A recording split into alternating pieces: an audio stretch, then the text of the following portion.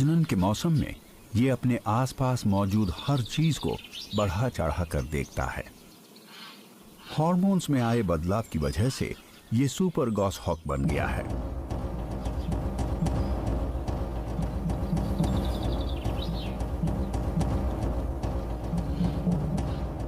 जंगल में कोई और शिकारी पक्षी इसकी तरह उड़ान नहीं भर सकता।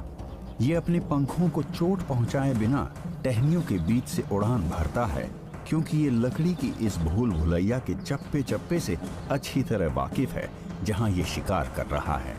इसके दिमाग में एक 3 डायमेंशनल नक्शा है जो इसे बताता है छोटा रास्ता कहाँ है, मुड़ना कहाँ है, रफ्तार कब बढ़ानी है और रुकना कब है। अपने दिमाग की बदौलत ये अपनी और उस जगह के बीच का अंदाजा लगा लेता है जहां शिकार तक पहुंचने पर इसका शिकार पहुंचेगा।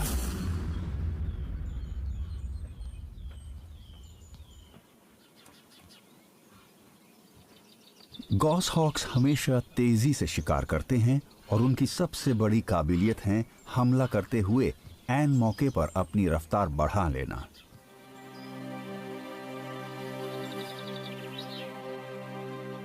जब से इसने अपने साथी के साथ रहना शुरू किया है, तभी से इसे अपना शिकार बांटने की आदत पड़ गई है। ये उसे खाने की जितनी ज्यादा चीजें लाकर देता है, मादा इसे उतनी ही बार मिलन करने देती है। तभी से इसने शिकार के पंख नोचना शुरू कर दिया है ताकि मादा को ये सब ना करना पड़े, क्योंकि उसके पास पहले ही अंडे सेकने की बड़ी जिम्मेदारी थी। अब ये ऐसा अपने बच्चों के लिए करता है क्योंकि वो खुद ये सब नहीं कर सकते। शायद ये थोड़ा सा खा भी लेता है, छोटे छोटे से निवाले जो इसे शिकार करते रहने के लिए ताकत देंगे, लेकिन इसके अंदर की भावना इसे इस शिकार को अपने घोंसले पर ले जाकर सबके साथ बांटकर खाने या उसे पूरी तरह से उन्हें देने के लिए मजबूर कर रही है। शायद इस दौरान इसके शरीर में कुछ ऐसा होता है जिससे इसे कम भूख लगती है या कम खाने से ही इसकी भूख मिट जाती है। प्रजनन के मौसम में नर सिर्फ जिंदा रहने के लिए ही खाते हैं। असल में इस दौरान नर का वजन बहुत घट जाता है, पर इसकी अगली पीढ़ी को आगे बढ़ने का अच्छा मौका मिलता है।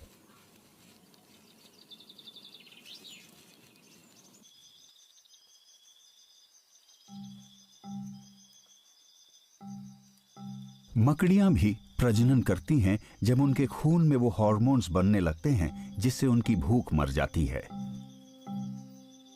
क्योंकि अगर उन हार्मोन्स की वजह से इन्हें भूख लगना बंद ना हो तो ये अपने बच्चों को ही खा जाएंगी।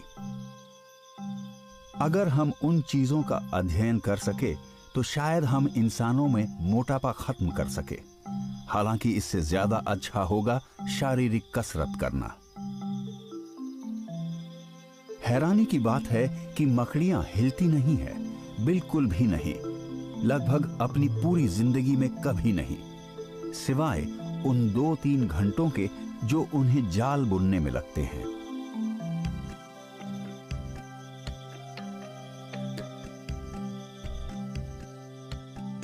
ये मिलन करते हुए भी बहुत कम हरकत करती हैं। हालांकि ऐसा साल में एक बार ही होता है, मगर हाँ, शिकार करते वक्त ये बिजली की रफ्तार से हरकत कर सकती हैं, या यूं कह लो कुछ ही मिली सेकेंड्स में। जाल बनाने में माहिर ये मकड़ियां लगभग हर समय चौकन्ना रहती है, जिसका मतलब होता है कई दिनों या हफ्तों तक बिना हिले रहना, एक ही पोजीशन में, वो भी शरीर के अकड़े बिना।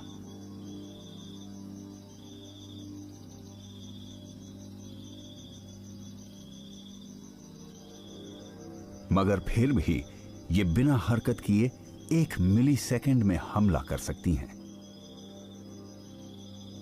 ये ऐसा इसलिए कर पाती हैं क्योंकि जानवरों की दुनिया में इनकी मांसपेशियों की बनावट बहुत अनोखी होती है। इनकी बेहद पतली टांगों में सिर्फ इतनी जगह होती है जिसमें फ्लेक्सर मांसपेशियां समा सके, जो जोड़ों को मोड़ती हैं। मकड़ियां उनमें खून भरकर उन्हें लंबा कर लेती हैं, किसी हाइड्रोलिक सिस्टम की तरह। मांसपेशियों के इस हाइड्रोलिक सिस्टम की वजह से वो बहुत तेजी से हमला कर पाती हैं।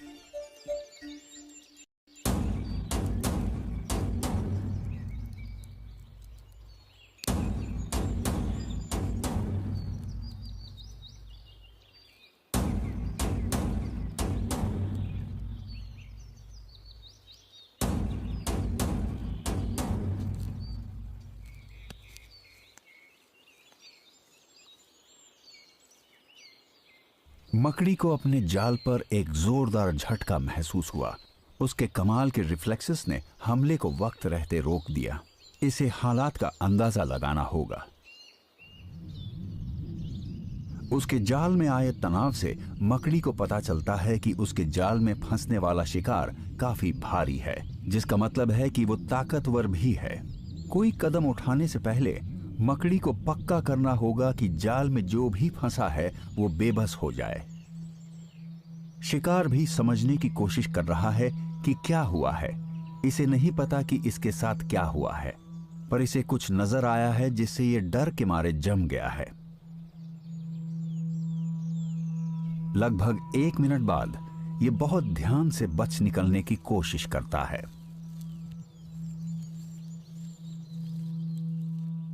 मकड़ी को इसके भागने की कोशिश का पता चल जाता है और वो हमला कर देती है।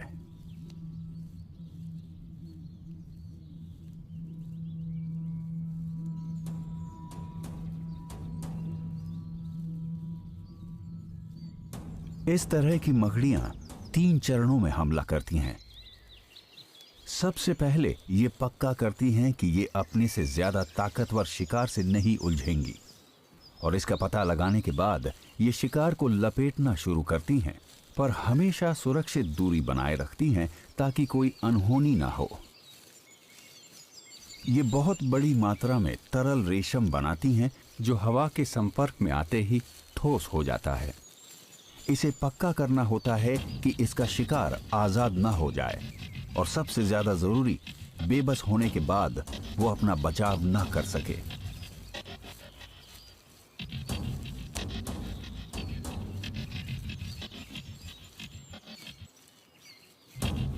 टिड्डे की टांगें बहुत ताकतवर होती है और एक जोरदार लात मकड़ी की टांग तोड़ सकती है या उसके ढांचे को चटका सकती है।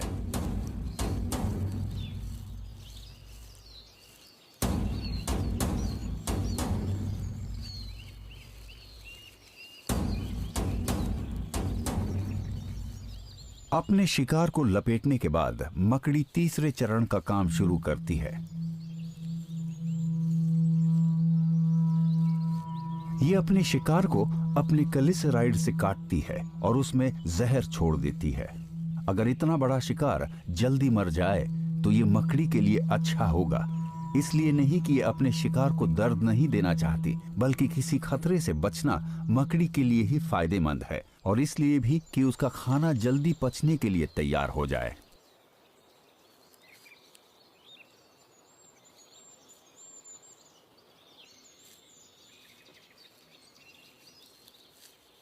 मकड़ियां अपने शिकार के शरीर में जो जहर छोड़ती है वो उनके शरीर को अंदर से गला लेता है। अब सिर्फ कुछ ही वक्त की बात है।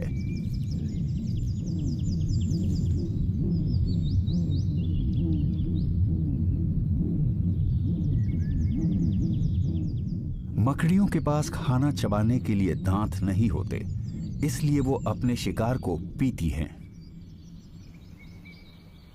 वो मकड़ियां जो जाल बुनती हैं इतनी सटीकता के साथ शिकार करती हैं कि उनकी कामयाबी की दर लगभग 100% होती है।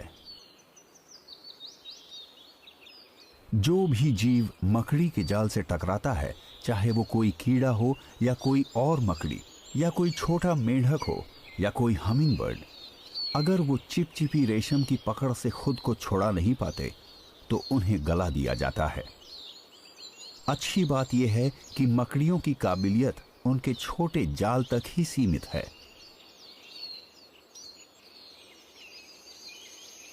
ये पता लगाना बहुत मुश्किल है कि जानवरों के अंदर इंद्रियां कैसे काम करती हैं। उन दृश्यों की कल्पना करना जो कीड़े अपनी नन्ही नन्ही आंखों से देखते हैं, या पता लगा पाना कि वो क्या सुनते हैं, क्या सूंघते हैं, या वो उन अंगों से क्या पता लगाते हैं जो किसी और रीढ़ की हड्डी वाले जीव के पास नहीं है, किसी के भी होश उड़ा देगा। ये पता लगा पाना नामुमकिन है कि वो जीव जिनके दिमाग हमारे दिमाग से इतने अलग हैं, उस जानकारी का इस्तेमाल कैसे करते हैं जो उन्हें मिलती है। हम उनके बर्ताव से कुछ ही चीजें समझ सकते हैं, लेकिन फिर भी इन्हें करीब से देखना काफी दिलचस्प हो सकता है। जैसे मिसाल के लिए इस बात का पता लगाना कि क्या एक मैंटिस दूसरे मैंटिस पर हमला करेगा अगर वो ये समझ जाए कि उसका शिकार उसी की प्रजाति का है।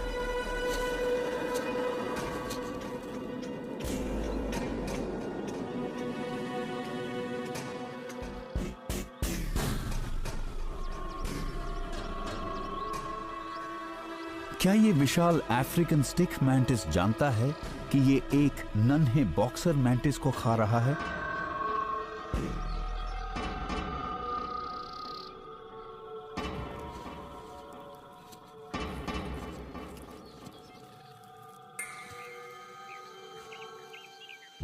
प्रतिद्वंदी शेर एक दूसरे को मार डालते हैं, लेकिन वो अपने दुश्मन को खाते नहीं हैं। जब एक मैंटिस का सामना उसी के आकार के दूसरे मैंटिस से होता है तो ऐसे में मुठभेड़ का नतीजा एक ही हो सकता है।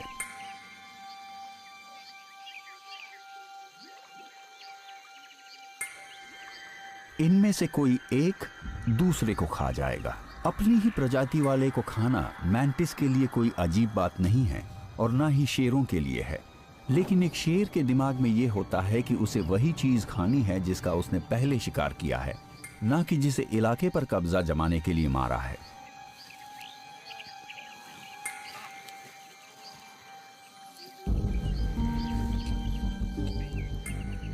वहीं दूसरी तरफ मैंटिस दूसरे मैंटिस को ऐसे खा जाते हैं जैसे कि ग्रास हॉपर या किसी दूसरे कीड़े को खा रहा हो, और प्रजनन का मौसम आने तक ये हर मुमकिन चीज को खा जाते हैं। उसके बाद मिलन के लिए बनने वाले हार्मोन्स नर और मादा के बीच इस फितरत को खत्म कर देते हैं, वो भी लगभग हर बार।